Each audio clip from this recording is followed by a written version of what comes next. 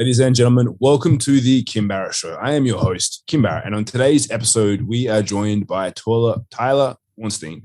Now, Tyler is the head coffee man over at Tyler's Coffees. And if you're someone who's ever suffered in drinking coffee, you're going to want to check this out. But if you're also someone who comes up with crazy product ideas and different ideas that you want to, create products with and get out to market, this is an episode that you are going to want to check out. Tyler gives you his hit list and checklist of ways to avoid creating products that maybe aren't that good. So if you want to check that out, this is the episode for you. And of course, if we can ever help you market your products and services, head over to our free Facebook community, www.joinmygroup.com.au. We'll give you live training, free, of course, every single week to help you grow your business. But until then, let's jump into the show.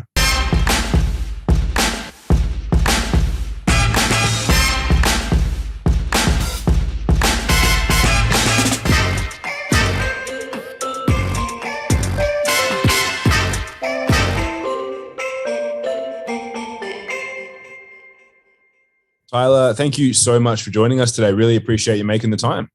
Thank you so much for having me. It's an absolute pleasure. And g'day, and from down under. That's about all the Australian I know. That's right. I love it. I love it. You might learn some more before the end of the podcast. We'll see how we go for time.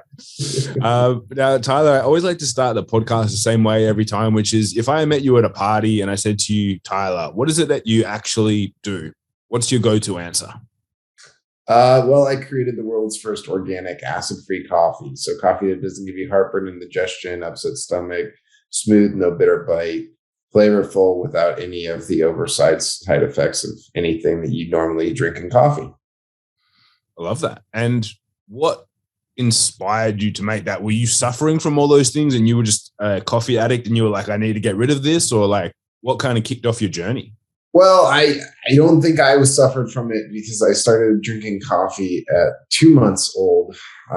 But my father, he actually suffered from it. And he started suffering from it when I was about 13. And he figured out when the tannic and lipid acids bloom in the roasting process. And by not blooming the tannic and lipid acids in the roasting process, he was able to figure out that we could create a neutral pH, also acid-free.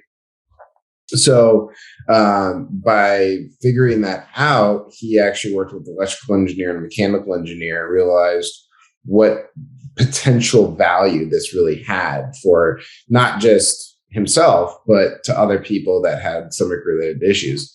And we didn't really know exactly what the market space was going to be. So when he came to me at 14 years old and say, hey, how would you like to sell the second largest commodity in the world? I said, well, what's that? And he said, oh, go look it up. So I went to Google, I looked it up. And first was petroleum, which is oil. And second was coffee. And coffee was obviously something that I was a big, big fan of. I really enjoy a good cup of coffee. And so really quickly, it became some kind of a passion of mine. And then working with him, we were able to kind of figure it out. So I went door to door and I said, hey, would you like to try this coffee? Just give me your name and number. Here's a free bag of coffee. And a lot of people said, oh, I don't like the coffee, or not I don't like the coffee, more like, oh yeah, it was okay, whatever. But they weren't our market, right? They weren't our market. And that's something that I really like to teach about and speak about is know your market. Because if you want to go and try to sell something that your market's not going to be interested in, good luck. You're selling ice to Eskimos and it doesn't sell. But 1 second, it's going to get loud. Oh, it didn't get loud. I just saw a lightning flash, so I thought it was going to thunder. We're having some monsoons over here in Arizona. There it is. So long story short, we thought this idea through, and this old lady that I called up, I'll never forget. I said, yeah, this is Tyler. How did you like the coffee? That was some of the best coffee I ever had. Really? Yeah. Can I have some more? Sure. Where can I get it? From me. How much is it? $1. And that was that light bulb moment of, oh, this is actually something that I can monetize. And then I started building my online presence in 2005. That was pretty cutting edge, and the website looked really, really bad. But it converted. We made sales off of it.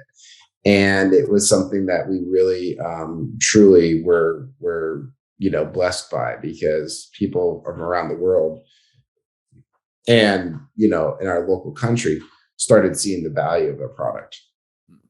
I think what you said there about having and knowing the niche is so important, because most people, they have a product and it might be, as you said, like if you didn't know your niche, but it was the best product out there, but you're going to the people that didn't really care for it. Like it's pretty easy to be deterred and be like, oh, okay, well maybe people don't want it, but it's finding that right portion of people. Like I know, even sticking on the coffee vein. So my partner has a cafe here in Perth, Australia, and the type of milk that people have in their coffee, like there's a very specific brand of almond milk that people love, even though the other brands of almond milk, apparently they don't blend up as nicely, and so they're not as flavorful, they don't froth as well and all this sort of stuff.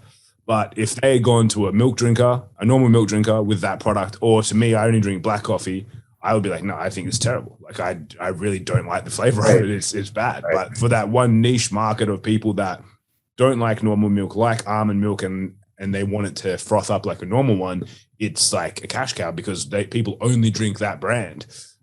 So it's so pertinent to find, and that's for sure. Yeah, and what's really cool is we have like an 85 to 90% retention rate on our customer base.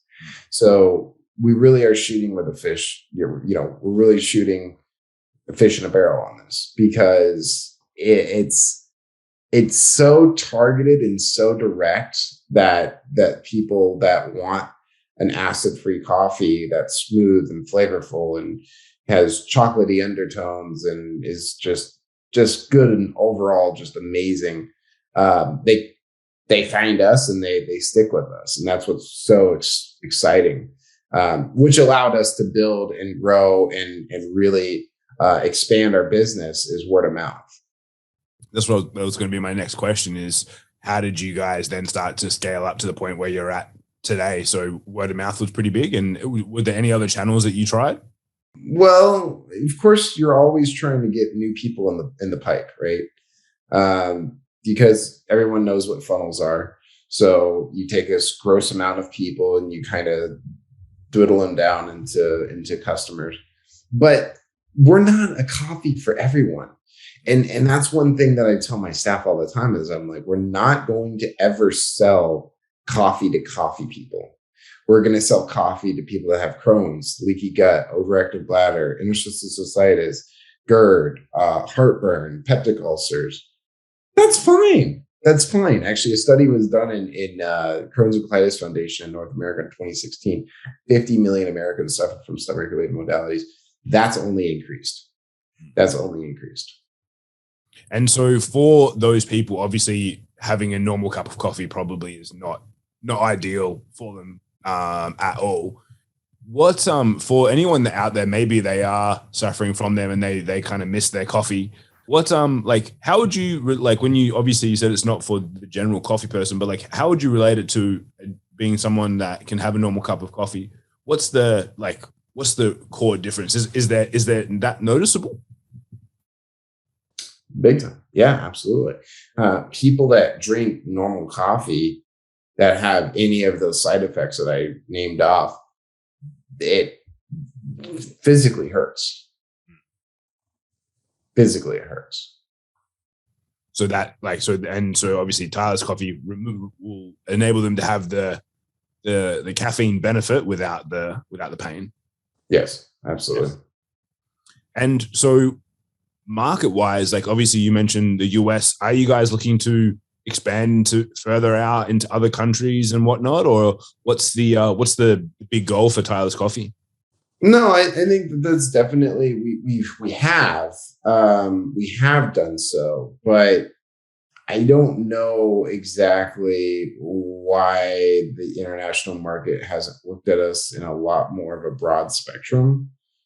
I don't really get political, but I think the cost of inflation around the world has just skyrocketed, and it's not allowing international products to get feasibly into different countries. Yeah, that makes sense for sure. And what have been some of the business hurdles that you guys have faced along the way? Obviously, honing in and really getting the right niche and is super important. What other sort of like learnings have you had going through the process from early 2000s to now? I think every business has its hurdles. So that's it's a very, very broad question. I would want to say that the biggest hurdle that Tyler's and let me just kind of break the ice here. I have other companies. So, you know, Tyler's is the golden child, I guess is what you want to call it. But I've got other companies and those are different hurdles than Tyler's. And there's this never ending hodgepodge of issues and you just have to address them. There's not one real issue that we haven't figured out how to address. Now, on that flip the coin, how do you address problems that you don't know about is more a better question. And that is you ask your customers, are they happy? There's so many people in this business world that say, I'm me, this is me, I'm me, yeah, I'm me. And the customer is like, yeah, but what about me? Well, what about the guy that's paying your paycheck? What about the guy that's keeping the lights on? About the guy that's paying your rent? Because if you keep thinking that your S doesn't stink and that you are perfect as a company, you will fail. So we always ask and we don't say it's a customer, it's a family. We always ask our family, how are we doing? What do we need to do? We said, if you order from tylerscoffees.com, we send out emails all the time saying, is there anything we can do to make your experience more enjoyable? And they do. They respond. They say, well, this was an issue. This was an issue. So we bill a support ticket and we get it fixed. And and it's 8 o'clock, so I'm not drinking coffee right now. As obviously being from early 2000s that you had businesses kicking off and seeing a few different cycles, because I know, especially as you mentioned before, like inflation is obviously going up. A lot of people are maybe they're fearful or excited about the opportunities that come from recessional times. Being that you've seen a fair cycle up and down, is there any advice that you would give to people who maybe they have a product business like yourself, or even service-based business, and coming into times where inflation is high, the word recession is getting plastered across the news everywhere. How, as a business owner, as an individual, do you kind of deal with that and then share that with your team and your family? How do I share recession? Well, like facing that, like, you know what I mean, is like, for obviously for yourself, like, do you feel that like pressure from it? Do you feel like stress and worry, or are you just like, as long Oh, as I we see. do a good job, we're going to keep goals? Do I feel pressured or worry about recession? Of course I do. Any business owner that says no is lying to you. But the show must go on.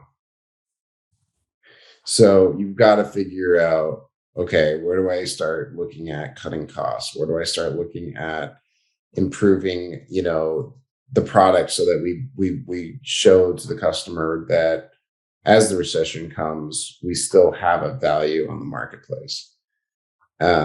Value over dictates price in any business. No one goes and buys a luxury car because they want to spend more money. They buy a luxury car because it is luxury, because it's well built, because it has performance, because it's a better handling, because it's enjoyable, because it has options.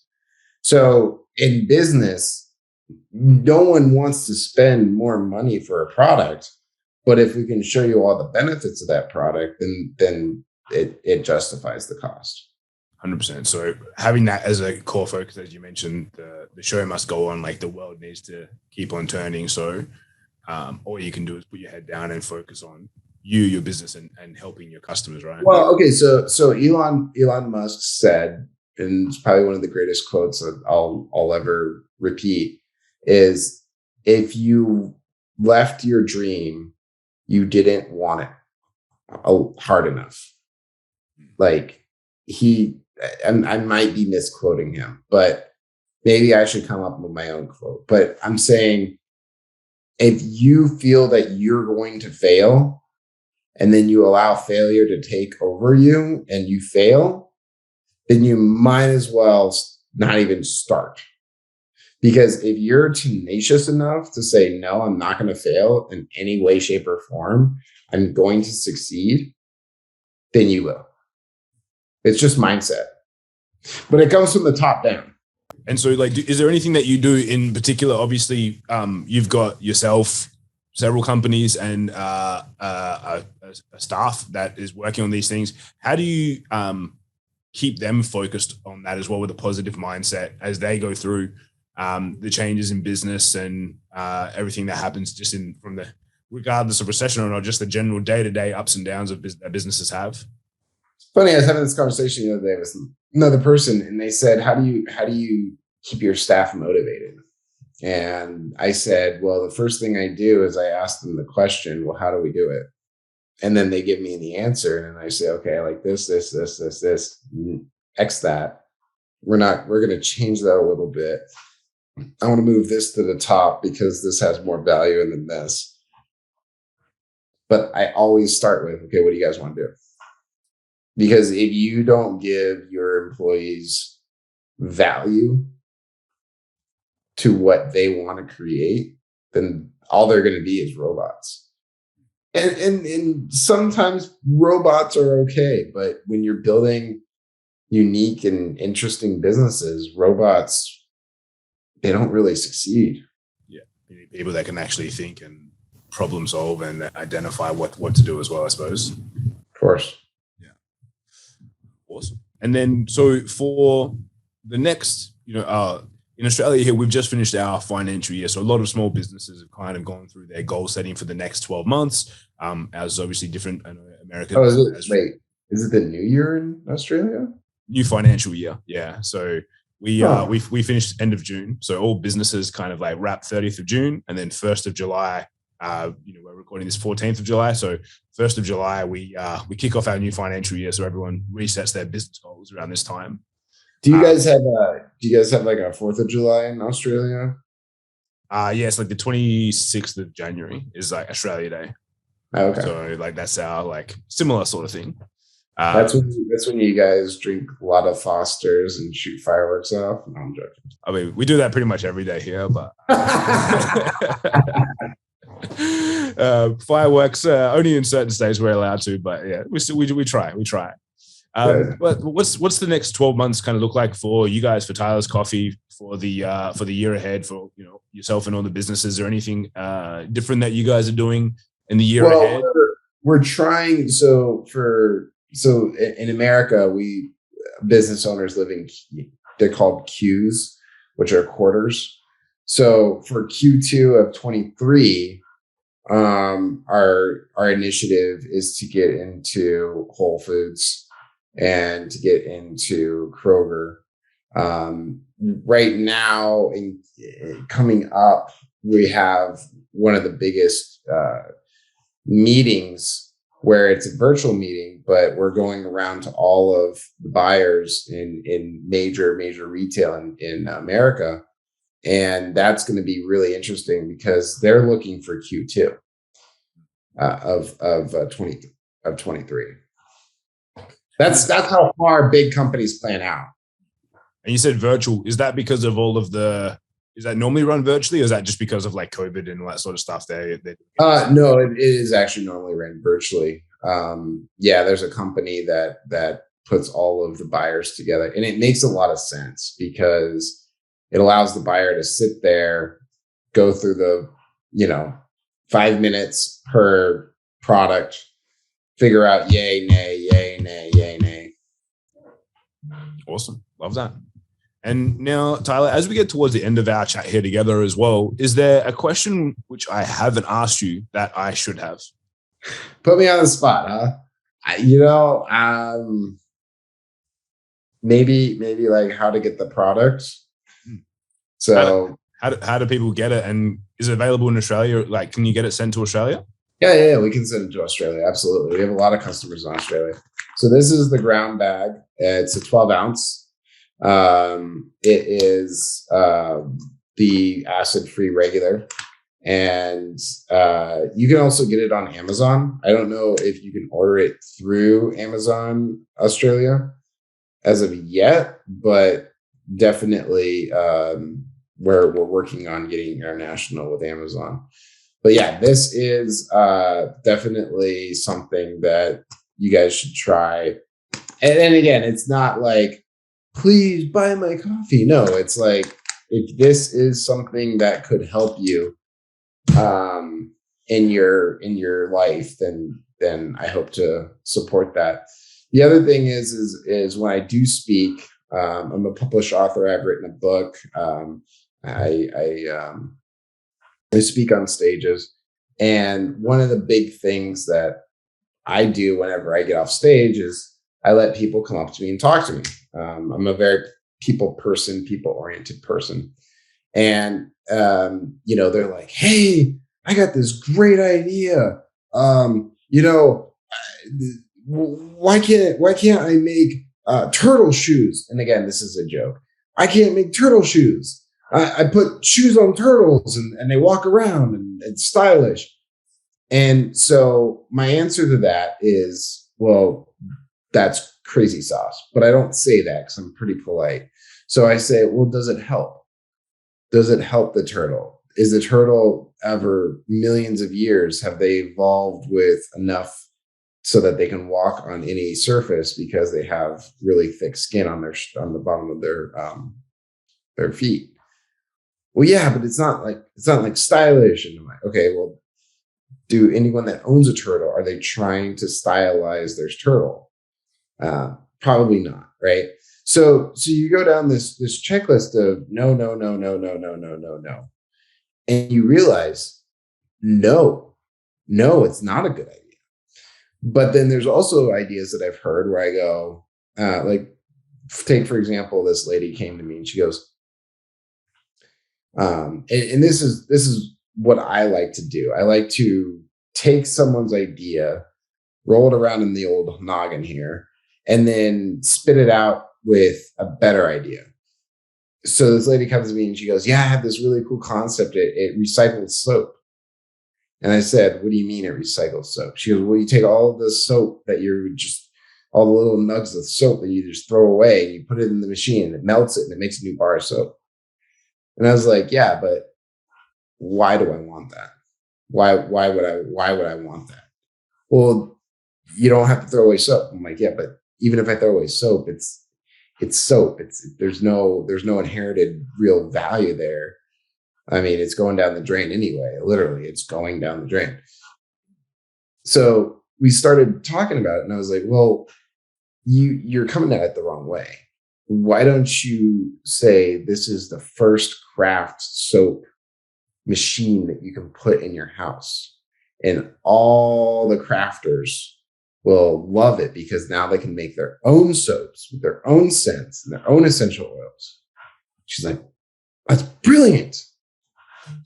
So, that's what I specifically was, talking about is you gotta have the keystone of a business is help.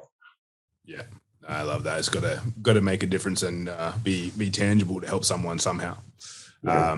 That's awesome. And Tyler, for anyone that's listening and they go, cool, I want to find out more about what you're up to, what Tyler's Coffee's up to, where's the best place for them to connect with you online?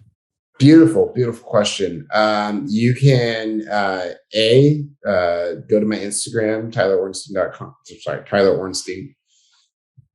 I am actually coming out with tylerornstein.com I own that URL, and we're actually going to be bringing on a lot of content on that. So you guys can check that out too, tylerornstein.com. But Tyler Ornstein is my Instagram handle. You can go to Facebook, Tyler's Coffees, Tyler Ornstein. You can email me at Tyler, Tyler, at tylerscoffees.com with an S. That's Tyler at Tyler's with an S, coffees with an S.com. You can call us. I don't know if you can call international, but try it. It's 855-554-3833. That's 855-554-3833. Beautiful. Love that. And if you're in Australia and you try, chuck a 1 in front and you'll be able to call that as well. +1. And if you know anyone, if you're listening to this, we'll have a link to all of those URLs, everything like that in the show notes above or below. And if you know anyone, maybe there's someone who comes to you all the time with crazy ideas for products. Send them this episode so they can hear some of Tyler's insights about, putting it through a bit of a checklist and thinking about, does it actually make a difference? And if you know anyone who suffers from any of those elements that Tyler shared earlier, and maybe they've been wanting to have a cup of coffee for a couple of years and they haven't been able to find a way to do it pain-free, please share this episode with them so they can find out more about Tyler's Coffees as well. Tyler, thank you so much for joining us. I really appreciate you making the time. No, absolutely. I really appreciate everything. And cheers, mate. Thank you. Cheers.